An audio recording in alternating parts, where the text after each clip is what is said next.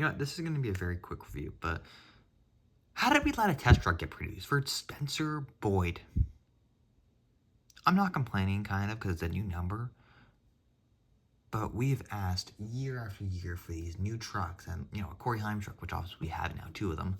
But, like, it took us years to ask for that, but we got this thing? How? How much more is TOHATSU, which isn't TOHATSU, I don't think. That was really annoying. How did they, why did a test truck, I should say, get produced? And why is this the first ever test truck to get produced? The last time I think a lower series division got a test car was, I think, like a 2014 Kevin Harvick. Or no, it was Bill Elliott running the 5 car in 2014. What? Can you also bring back test cars? That'd be kind of cool, but... okay. Let's do this. This is Spencer Boyd's 2024? 2025. TOHATSU. I'm going to say TOHATSU. I'm sorry, it's just local things. Truck that he ran, probably a Rockingham test or something in 2025. We're running the 2017 box as well because this didn't get a box. God damn it, man. So here's the truck out of the box. Honestly, it doesn't look like too much of a test truck or a test car, other than the fact it doesn't have contingency sponsors. And I think this shows you how bland these trucks would look if they didn't have contingencies. Thank God they still kind of do, right? Like, this does look pretty empty for a truck, especially the truck bed. My God. I also just watched the Darlington race, and all I see now is the truck bed for Harvestar going up. That's all I think of now. But yeah, here it is. The sponsor segment's gonna be so small, man. Like, there's nothing. It is kind of still a decent design, though, at least. So it isn't just like some bland truck that got produced. There's some little intricacies to this truck. So let's take a look at the very few sponsors on this, and then we'll get into kind of the nitty-gritty of it. So on the front end, you have TOHATSU, or TOHATSU, yeah. And their logo that almost kind of looks like a Tesla and a Mazda logo merging together. On the front end, you have the Chevrolet Silverado, number 76. Not even like a Spencer Boyd sticker. I don't know if this is his own truck, though.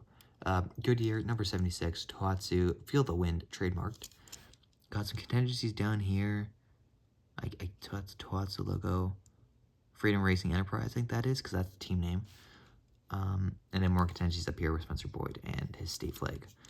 Let's see, Chevrolet, Freedom Racing Enterprises logo. I don't know the rest down here. Mobile One and whatever PNBR is. Craftsman on the front windshield, and on the rear end you have Boyd. Oh, also the rear end has some TOHATSU logos. And what is, oh, back you up. Are you telling me to back? Okay, I'll back up. It's fine. Yep, 1 second. Back up. Alright.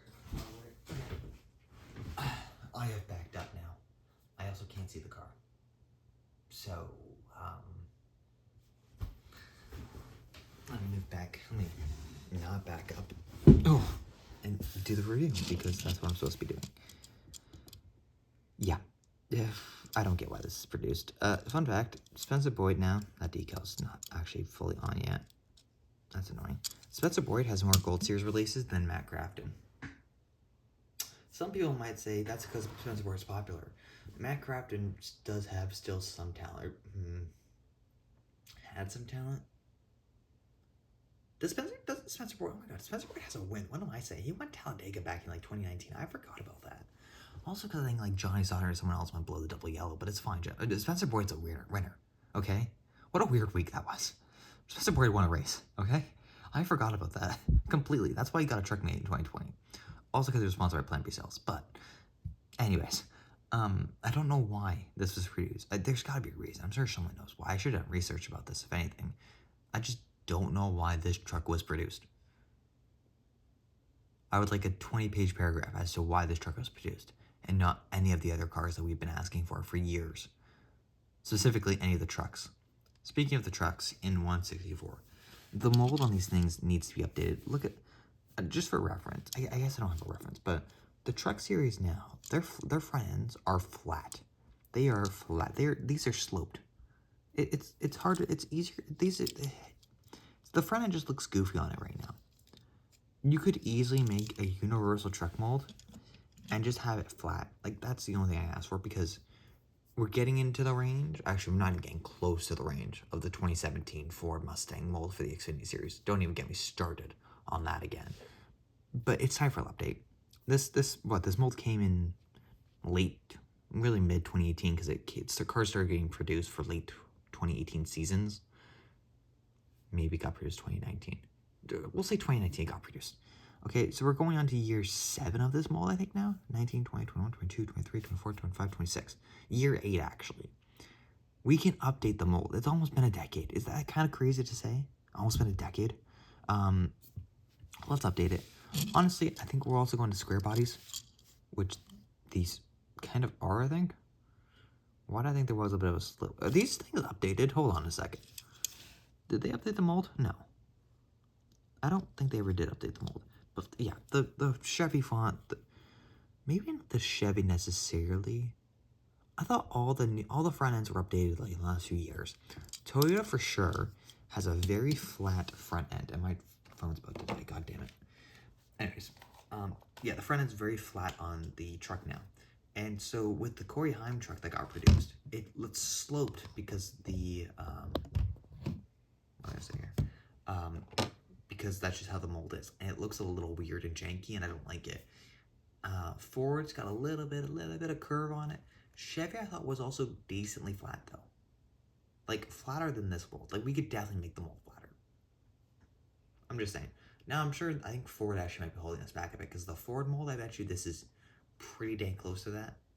I'm just thinking now because they updated the mold back in the truck itself, sorry, in I think 2023-ish, something around there. I think it was when ThorSport, too many T's, left. They changed the clip on the front end. At least I thought they did.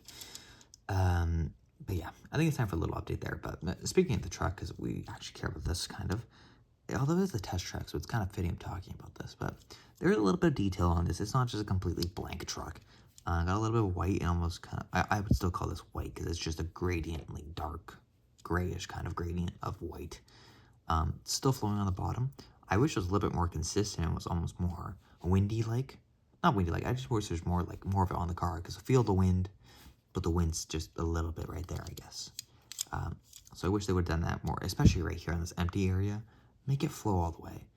I think that would just look a little better, especially with all the emptiness on this truck. The flat truck bed, I don't understand. Why is ChatGPT giving me... Hold on a second. They're giving March Madness viewing guides on ChatGPT right now. Those are recommend... Who is searching that up on... What? Oh, okay. Whatever. That's not important. Okay. But, okay, this is actually a very long video. Jesus. For averages. Yeah, it's alright. There's trucks I wish we could have gotten, but at least we got a new truck, right? I would love us to get a Stuart Friesen truck again this year, because I think we got one for his win back in 2019, and that's it. And that was also exclusive kind of the Homer Friesen site or whatever. I don't even know if that actually got produced. I think it may have got canceled. I haven't seen that truck in forever. If it is, Stuart Friesen, can you please hook up a Canadian, just hook a Canadian up? I will deliver you a big, fresh case of Scotland Fresh sweet corn. You will love it. Trust me, you will absolutely die. You will eat it raw. That's what I do. I just eat it off the cob. Take it out of the field, eat it off the cob. It is perfect. Just give me the damn 164 if it's available. Also, maybe a 124. I wouldn't mind one. You know, please. Why is this turned into a Stuart Friesen rant? Okay, that's enough. Stuart Friesen, I will please, I want that 164. But anyway, Spencer Boyd, congratulations. You officially now have more truck diecast than probably a solid amount of the Truck Series field. You have the same amount as a Truck Series champion, let's just say that. Congratulations. The guy who has 25 career wins now in Truck Series, Corey Haim, has the same amount as diecast. Same amount of diecast as you. He's in special territory, man.